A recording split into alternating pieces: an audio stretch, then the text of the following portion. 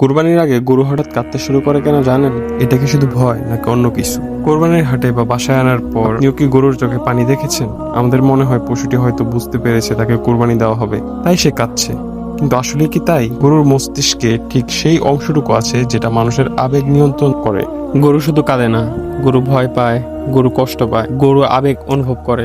গরু তার চেনা পরিবেশ বা খামার থেকে যখন হুট করে হাটের কোলাহল, চিৎকার আর অচেনা হাজারো মানুষের মাঝে চলে আসে, তখন সে চরম স্ট্রেস বা মানসিক চাপে পড়ে যায়। এই ভয়ে আর আতঙ্কে তাদের চোখে পানি চলে আসে। গরুর চোখে ল্যাক্রিমাল গ্ল্যান্ড বা অশ্রু গ্রন্থি আছে, যা ঠিক মানুষের মতোই। ভয় বা কষ্ট পেলে সেই গ্ল্যান্ড থেকে পানি বের হয়। গরু কষ্ট পেলে তার চোখে অক্সিটোসিন হরমোন কমে যায়, যা ঠিক মানুষের মতোই। মানে গরুর কান্না আর মানুষের কান্না বিজ্ঞানের ভাষায় একই। তাই ইসলাম বলেছে কুরবানির পশুকে কষ্ট দেওয়া যাবে না, ধারালো ছুরি বা অস্ত্র ব্যবহার করতে হবে। পশুর সামনে অস্ত্র ধার করা যাবে না, এক পশুকে অন্য পশুর সামনে জবাই করা যাবে না। সুতরাং এই কুরবানিতে পশুর প্রতি সদয় থাকো, ইসলামের নিয়ম মেনে চলো, কারণ সে শুধু একটা পশু না, সেও অনুভব করতে পারে।